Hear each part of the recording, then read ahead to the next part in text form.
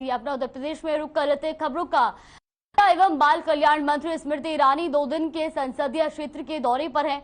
आपको बता दें कि स्मृति ईरानी 2 दिन अपने संसदीय क्षेत्र अमेठी में रहेंगी। स्मृति ईरानी लखनऊ से चौधरी चरण सिंह इंटरनेशनल एयरपोर्ट पर उतरने के बाद मुख्यमंत्री योगी आदित्यनाथ से भेंट करने उनके सरकारी आवास पहुंची। इसके बाद वो सड़क मार्ग से अमेठी रवाना हो गई। स्मृति ईरानी लंबे समय बाद अपने संसदीय क्षेत्र के दौरे पर पहुंची। स्मृति ईरानी 2 दिन के अपने संसदीय क्षेत्र अमेठी के दौरे पर कई योजनाओं का लोकार्पण और शिलान्यास करेंगी।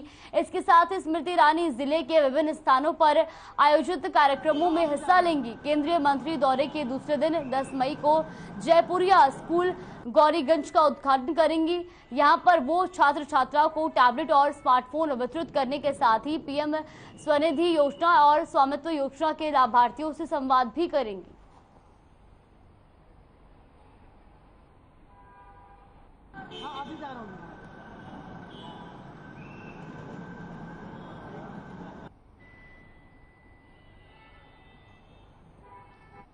खबर मथुरा से है, जहां उस वक्त अफरा तफरी मच गई जब बीच बाजार देसी शराब की दुकान पर खुलेआम फायरिंग हुई। आपको बता दें कि बदमाशों के हौसले इतने बुलंद हो गए कि बदमाशों ने अवैध तमंचा लहराकर फायरिंग की, जिससे बाजार में दहशत फैल गई। पूरी वारदात सीसीटीवी में कैद हुई है। तो वहीं सूचना मिलने पर मौके पर पहुंची पुलिस ने चश्मदीदों के बयान पर केस दर्ज किया। यह घटना थाना मंगोरा के सौख चौकी की है।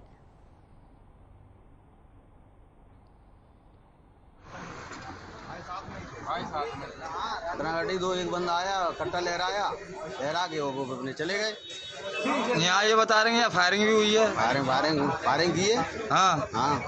फिर आपने क्या वो देखा और क्या? मैंने देखा, एक बार फायरिंग की है, दोबारा हमारे तमंचा किया, मैंने शटर डाल दिया, मैं अंदर था। अयोध्या मार्ग चौड़ीकरण को लेकर अधिकारियों और दुकानदारों के बीच में समन्वय बैठक हुई। बैठक के बीच विद्युत आपूर्ति बाधित हुई। इस बैठक के दौरान लगभग 20 मिनट तक बिजली कटी रही। इस समन्वय बैठक में जिलाधिकारी, विधायक समेत बड़ी संख्या में गणमान्य लोग भी मौजूद रहे। आपको बता दें कि मार्ग चौड़ीकरण को लेकर बीते दिनों अयोध्या दौरे पर मुख्यमंत्री ने चौड़ीकरण की बाधाओं को समाप्त करने के निर्देश दिए थे। तो अयोध्या में मार्ग चौड़ीकरण को लेकर बैठक हुई और इस बैठक में आपको बता दें कि जहां पर बिजली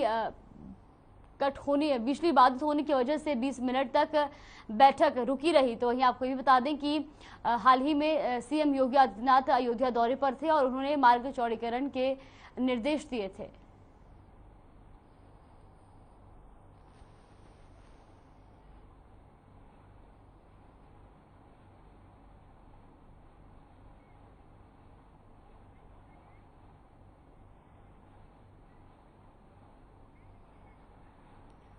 तो अयोध्या में मार्ग चौड़ीकरण को लेकर बैठक हुई। तो वहीं आपको भी जानकारी दे दें कि इस बैठक के दौरान 20 मिनट तक बिजली बाधित होने की वजह से बैठक रुकी रही।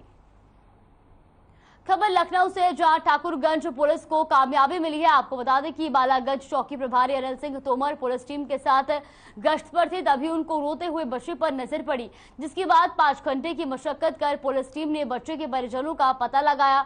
पुलिस ने सोशल मीडिया और इलाके में अनाउंसमेंट के जरिए बच्चे के परिजनों के बारे में जानकारी इकट्ठा की। 5 साल की लापता बच्ची को उसके परिवार से मिलवाया। आपको बता दें कि बच्चे के पिता दूरों का काम करते हैं। खास बात यह रही कि बच्चे के गंदे और फटे कपड़ों को देखकर चौकी प्रभारी अनिल सिंह तोमर ने बच्चे को नए कपड़े और नए जूते खरीदकर पहनाए। अपने बच्चे को वापस पाकर परिजनों ने कमिश्नरेट पुलिस के कार्य की सराहना करते हुए धन्यवाद किया।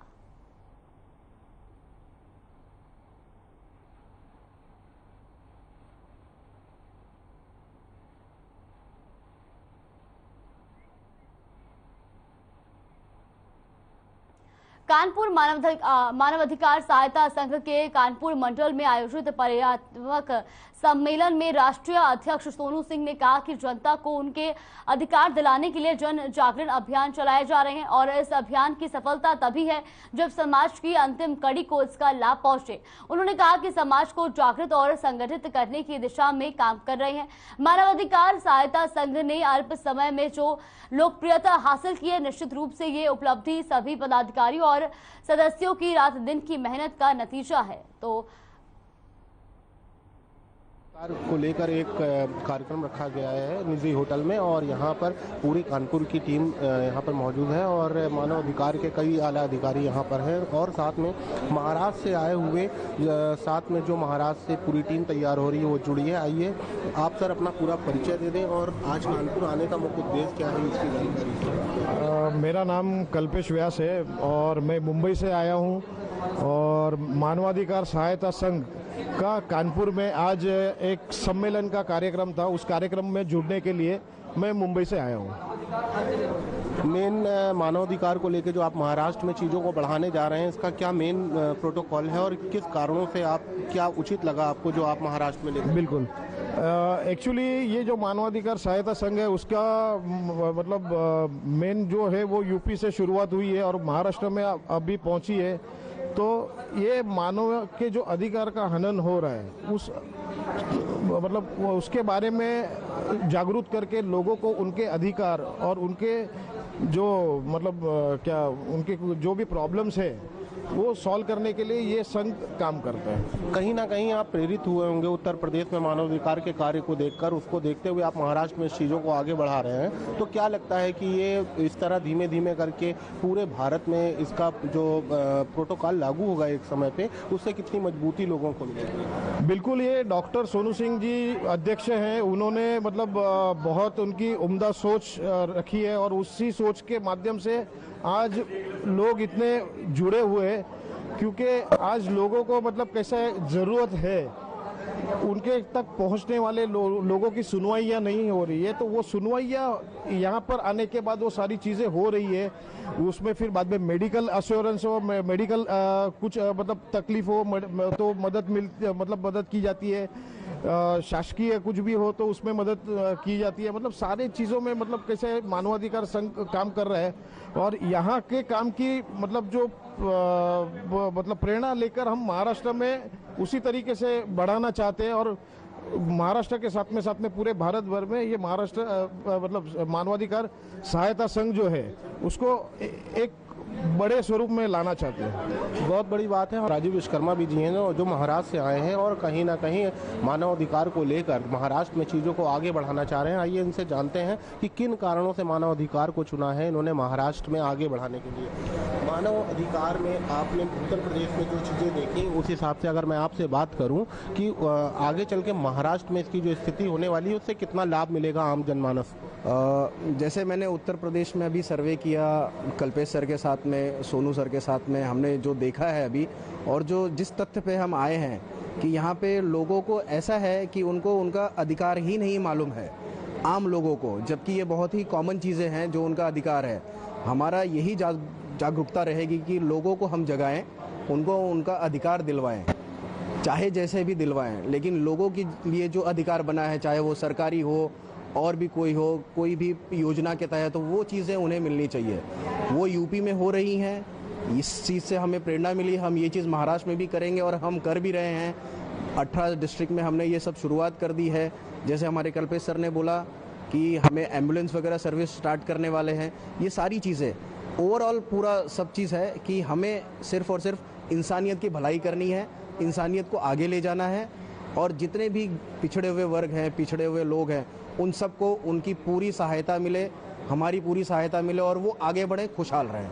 ये हमारा धन्यवाद। मानवाधिकार को लेकर एक बैठक हुई है जिसमें महाराष्ट्र से लोग आए हुए जुड़े साथ में और कहीं ना कहीं उत्तर प्रदेश में मानवाधिकार के कार्य को देखते हुए महाराष्ट्र में भी कार्य को आगे बढ़ाना चाह रहे हैं, जिससे जन जन को मानव का अधिकार पता चले और मानव का क्या मुख्य आधार है, चाहे बच्चे हों, बड़े हों, बुजुर्ग, महिलाएं हों, सबको अपने अधिकार की सही तरीके से जानकारी होनी चाहिए। हमारे साथ इस समय राष्ट्रीय अध्यक्ष सोनू जी मौजूद हैं। आइए इनसे जानते हैं किस तरीके से ये बैठक सोनू जी की गई है आज और इसका मुख्य उद्देश्य क्या है और साथ में महाराष्ट्र के लोग भी अब इसमें जुड़ रहे हैं। तो धीमे धीमे देखने को ये मिलेगा कि मानव अधिकार को अब कहीं ना कहीं पूरा भारत और भारत के बाद पूरा विश्व पहचानेगा। आप इसके बारे में क्या? बहुत बहुत धन्यवाद। मानवाधिकार सहायता संघ एक गैर राजनीतिक संगठन है जो भारत के विभिन्न राज्यों में बहुत अच्छी तरह से सक्रियता के साथ कार्य करता है और निःशुल्क निस्वार्थ भावना से जो मानव के अधिकार होते हैं उनका जो हनन होता है उसके प्रति बिल्कुल सजग होकर और निस्वार्थ भावना से जो पीड़ित हित के लिए हम लोग आगे आते हैं। महाराष्ट्र के अंदर हमारा बहुत अच्छा संगठन है, बहुत अच्छे पदाधिकारी हैं 24 घंटे हम सिर्फ यही सोचते हैं कि किसी भी तरह से अगर पीड़ित हमारे पास आया है तो उसकी हेल्प होनी चाहिए, क्योंकि आज के समय में आपको पता है, देखिए हर तीसरे कदम पर बिना पैसे के कोई हेल्प नहीं होती। कोई अगर कहीं भी चले जाइए आप, शासन प्रशासन के अंदर कहीं पर भी जाइए, आपको बिना पैसे की कोई हेल्प नहीं होती, सभी को लस से हेल्प करते हैं। तो ये मानवाधिकार संगठन का एक उद्देश्य है कि जो भी पीड़ित अगर हमारे पास आता है तो बिना किसी लोभ लालच के, बिना किसी स्वार्थ के, हम निस्वार्थ भावना से उनकी मदद करते हैं। अगर माना जाए कि अभी उत्तर प्रदेश में मानवाधिकार का जो कार्य चलता आया है, इससे शासन प्रशासन का अभी तक कितना सहयोग मिला है? अभी शासन प्रशासन का हमको कोई सहयोग नहीं मिलता है।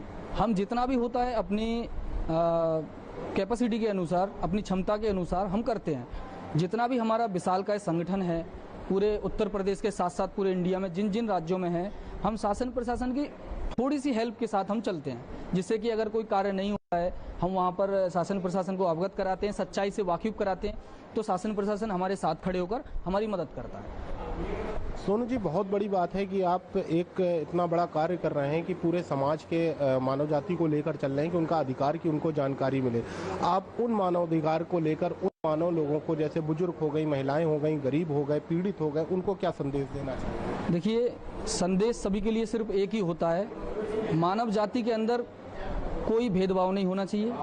अगर कोई पीड़ित है, परेशान है, दबा कुचला है और अपना पिछड़ा वर्ग है जो कि समाज के अंदर सबसे ज़्यादा उसको परेशान किया जाता है, कोई भी वर्ग हो, हर वर्ग के अंदर मनुष्य परेशान है। अगर आज के समय में ये सब हम जाति धर्म ये सब छोड़कर और उन सब से ऊपर उठकर अगर मानव जाति के लिए अगर हम कुछ करते हैं, उसके लिए हम कुछ कार्य करते हैं, उसके लिए कुछ संदेश देते हैं, तो आप मानव होकर मानव की अगर मदद करते हैं ना, उससे बड़ा कोई संदेश नहीं है। तो जिससे कि आज के समय में जो दबे कुचले लोग हैं, परेशान लोग हैं, वो हमारे पास आते हैं, हम उनकी बिना किसी जाति धर्म पूछे, बिना किसी नाम पूछे हम उनकी हेल्प में सम्मिलित हो जाते हैं, जिससे कि एक मानवता का संदेश हम सभी को देते हैं कि इस समाज के अंदर, इस देश के अंदर एक मानवाधिकार सहायता संघ भी एक ऐसा संगठन है जो निःशुल्क और निस्वार्थ भावना से बिना किसी भेदभाव के लोगों के बीच में है और उनकी हेल्प करता है। ये थे हमारे साथ सोनू सिंह जी, जो राष्ट्रीय अध्यक्ष हैं मानवाधिकार के, और इनका साफ तौर पे कहना है कि एक जिस तरीके से हम समाज में कार्य कर रहे हैं, उन समाज में सभी लोगों को निस्वार्थ सेवा हम कर रहे हैं और आगे इसी तरह पूरे भारत में इस तरह का कार्य चलता रहेगा और सभी लोगों की मदद की जाएगी। कैमरामैन साकेत के साथ आनंद सिंह, हर खबर। कुशीनगर में महाराणा प्रताप जयंती के मौके पर प्रताप सेवा संस्थान से जुड़े सदस्यों ने महाराणा प्रताप की मूर्ति पर माल्यार्पण किया और जिला अस्पताल पहुंचकर रक्तदान किया। वहीं संस्था के अध्यक्ष अशोक सिंह ने जिला अस्पताल स्थित ब्लड बैंक पहुंचकर फीता काटा और रक्तदान किया। इस दौरान संस्था के अध्यक्ष ने कहा कि रक्तदान एक पुनीत कार्य है, हर व्यक्ति को इसके लिए आगे आना चाहिए, क्योंकि एक यूनिट खून किसी भी व्यक्ति की जान बचा सकता है। इस मौके पर आपको बता दें कि शत्रुघ्न शाही, आरपी सिंह, डॉक्टर वीके सिंह, राहुल सिंह और कई लोग मौजूद रहे। तो कुशीनगर में महाराणा प्रताप की मूर्ति पर माल्यार्पण किया और प्रताप सेवा संस्था ने रक्तदान शिविर का आयोजन भी किया। हमेशा से समाज और देश के लिए, अपने धर्म के लिए, अपने प्राणों के न्यौछावर करने वाले अदम्य साहस के प्रतीक सनातन धर्म के रक्षक महाराणा प्रताप जी की जयंती के अवसर पर क्षत्रिय समाज व हिंदू समाज के नौजवानों ने रक्तदान कर समाज में जागरूकता, एक संदेश देने का कार्य जो वर्षों से करते आए हैं। हर वर्ष हम लोग यह कार्यक्रम करते हैं और कोरोना काल के बाद इस वर्ष भी इस जयंती पे हम लोग ये कार्यक्रम करके समाज में रक्तदान, जो कि सबसे बड़ा दान माना जाता है, यह दान करके समाज को यह संदेश देना चाहते हैं कि रक्तदान से ऐसे तमाम ऐसे लोग हैं जो गंभीर बीमारियों से पीड़ित होते हैं, उनके जीवन दान के रूप में रक्तदान काम आए और उनकी जिंदगी को बचाया जा सके।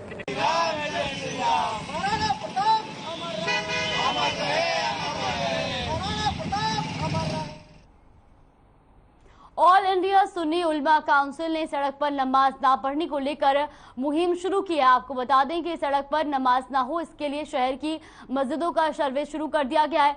ऑल इंडिया सुन्नी उलमा काउंसिल ने शहर की तकरीबन 300 मस्जिदों में सर्वे करना शुरू कर दिया है। और आपको ये भी बता दें कि यूपी सरकार ने ईद में सड़क पर नमाज अता ना करने के निर्देश जारी किए थे, जिसके बाद मुस्लिम संस्थाओं पर इसका असर देखा जा रहा है। ऑल इंडिया सुन्नी उलमा काउंसिल के महासचिव हाजी सेलीस ने बताया कि शहर के उन इलाकों में जहां हिंदू मुस्लिम की मिक्स आबादी रहती है वहां की मस्जिदों का सर्वे किया जाएगा। वहां की मस्जिदों में देखा जाएगा कि कितने लोग एक साथ नमाज अदा कर सकते हैं और अगर जगह ज्यादा है तो बाहर पढ़ने वालों को समझाया जाएगा कि मस्जिद में नमाज अदा करें। वहीं आपको बता दें कि जिससे गुजरने वाले लोगों को किसी तरह की तकलीफ ना हो।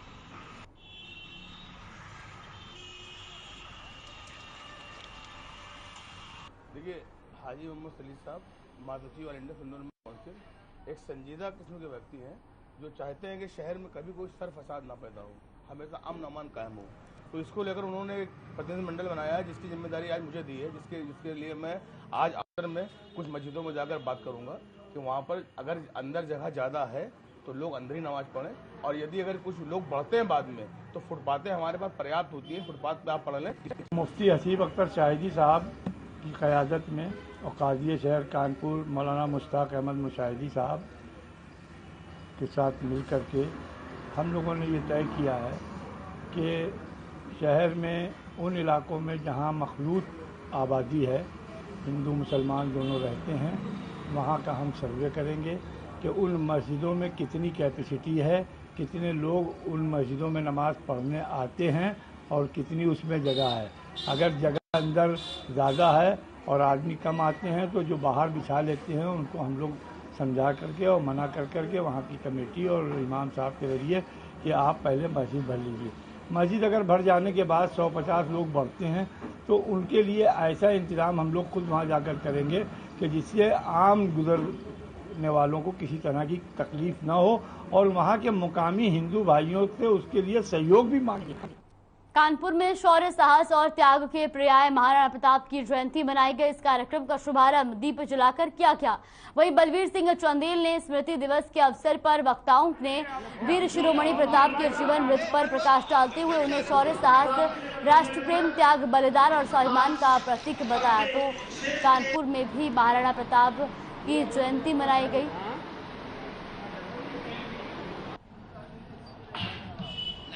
कार्यक्रम का एक बहुत ही मुख्य जो है बहुत ही महत्वपूर्ण है।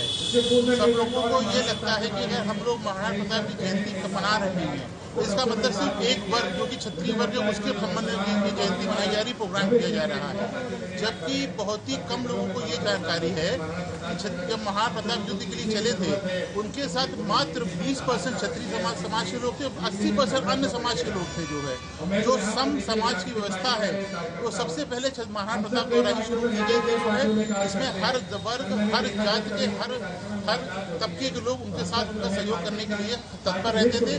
वो महाराणा थे, वो राज करते थे।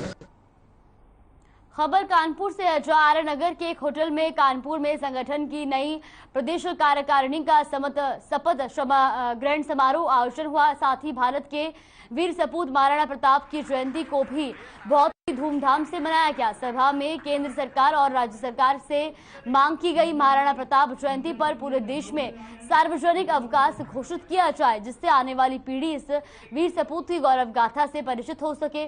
कार्यक्रम में अतिथि के रूप में श्री अभिजीत सिंह सांघा और कई अन्य गणमान्य लोग मौजूद रहे।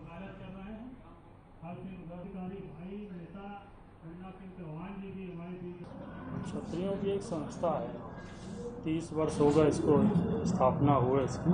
वीर अभिमन्यु क्षत्रिय सभा उत्तर प्रदेश के नाम से संगठन है। हर 3 वर्ष में इसके चुनाव होते हैं। तो इस वर्ष इसके चुनाव हुए। सर्वसम्मत से मैं विवेक भदौरिया हूँ। मुझे इस प्रदेश कमेटी का प्रदेश अध्यक्ष मनोनीत निर्वाचित किया गया है। तो निर्वाचन के बाद जो प्रदेश की नई कमेटी बनी है इसका शपथ ग्रहण समारोह भी है, और क्योंकि 9 मई को महाराणा प्रताप जयंती भी है, क्योंकि हर वर्ष हमारी संस्था महाराणा प्रताप जयंती मनाती है। लखनऊ में पुलिस माई फ्रेंड कार्यक्रम का आयोजन किया गया। आपको बता दें कि एडीजी नवीन अरोड़ा ने बतौर मुख्य अतिथि इस कार्यक्रम में शिरकत की। कार्यक्रम के माध्यम से ट्रैफिक नियम के बच्चों को संदेश दिए गए।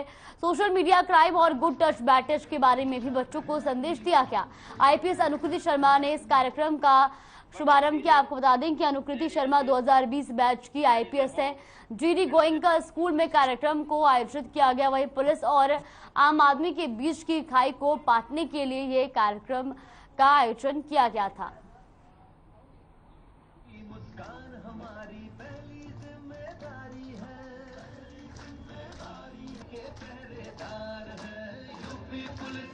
ये जो आज स्कूल जीडी गोयनका में प्रोग्राम हुआ वो हमारे थाने सुशांत गोल्ड सिटी ने एक नई पहल की। उसका नाम है पुलिस माय फ्रेंड।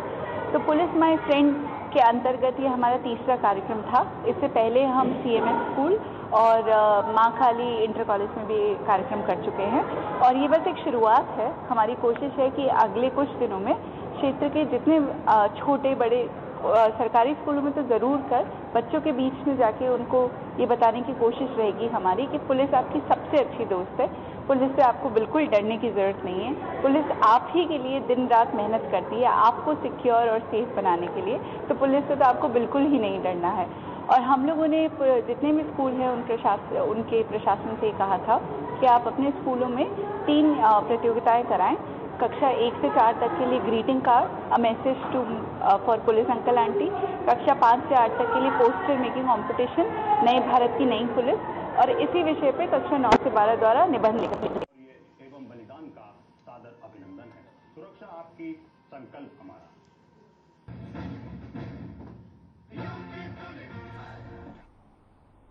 अपने उत्तर प्रदेश में फिलहाल के लिए बस इतना ही। आप देखते रहिए हर खबर।